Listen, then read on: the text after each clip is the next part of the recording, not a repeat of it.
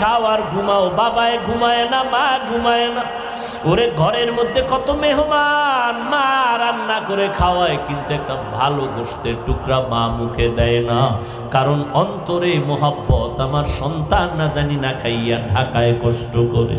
ও আল্লাহর বান্দারা, ওই মা বাবার জন্য নামাজ পড়িয়া দোয়া করো, আর মা বাবারে যখনই পারো একটু দোয়া চাইও যে মা, তোমার দোয়ার কারণে আজ আমি চেয়ারে বসছি।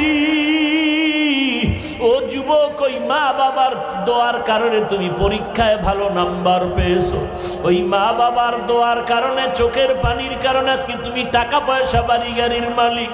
ওই মা বাবা কত কান্নাই যে কাঁদলেন, আজকে যারা এতিমের মতো মা কবরে রাইখে এখানে হারায় দাঁড়াইছো,